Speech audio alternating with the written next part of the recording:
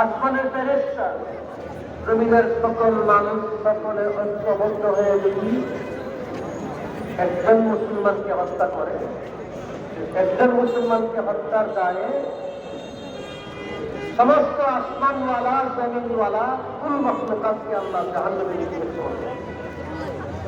আল্লাহ বলেন, من أجل ذلك كتبنا على بني إسرائيل أنه من قتل مؤمنا من قتل نفسا بغير نفس أو فساد في الأرض فكأنما قتل الناس جميعا। নিরপরাধ একজন মানুষকে হত্যা করলে সে যেন পৃথিবীর সমস্ত মানব জাতিকে হত্যা করল। হত্যার মতো এত বড় পাপ আর কিছু হতে পারে না শিরকের পরে। আমরা ভাবতেও পারি না দাওয়াত এবং তাবলীগের কথা বলে এই হত্যাকাণ্ড তারা ঘটাইবে। এর ভাষা, প্রতিবাদ করা ভাষা আমাদের নাই।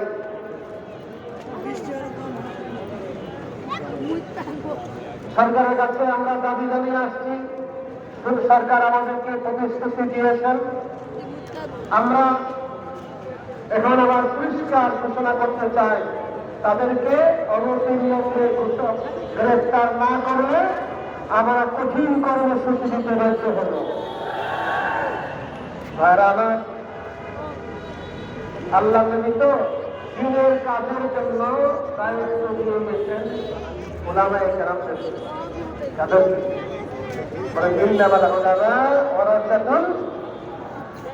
উলামায়ে কেরাম নবীদের ওয়ারিস। তারা তালিমের কাজ করবে, তেলাওয়াত করবে, তাজকিয়া করবে, তারা দাওয়াত তাবলীগ করবে এবং দিক নির্দেশনা করবে।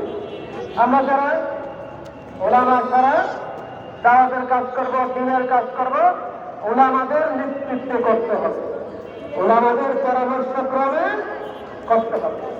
ইমাম বুখারী রাহমাতুল্লাহ আলাইহি বলেন, আল ইলমু ক্বাবলা আল কওলি ওয়াল আমাল। উনি কথা বলবে, বক্তৃতা দিবে, বয়ান করবে, দাওয়াত দিবে, তাবলীগ করবে, আমল করবে, কিন্তু সবকিছুর পূর্বে ইলম শিখতে হবে। ইলম ছাড়া অন্ধভাবে দাওয়াতের কাজ চলতে পারে না। আল্লাহ বলেন, কওলিহি তাআলা, ফা'লাম আন্নাহু লা ইলাহা ইল্লাল্লাহ ওয়াস্তাগফির লিযানবিকা। আল্লাহ তাআলা বলেছেন, ফা'লাম, আগে ইলম, লা ইলাহা ইল্লাল্লাহর ইলম শিখো, ঈমানের ইলম শিখতে হবে। তারপরে আস্তাগফির লিযানবিকা, ইস্তিগফার করতে হবে। তাহলে ইস্তিগফার হলো আমল, আমল হলো পরে, ইলম হলো আগে, দাওয়াত হলো পরে, ইলম হলো আগে। ইলম ছাড়া দাওয়াত চলবে না।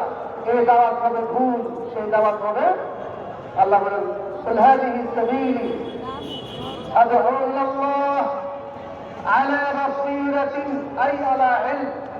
আমি দাওয়াত দিব, ইলমের ভিত্তিতে দাওয়াত দিব।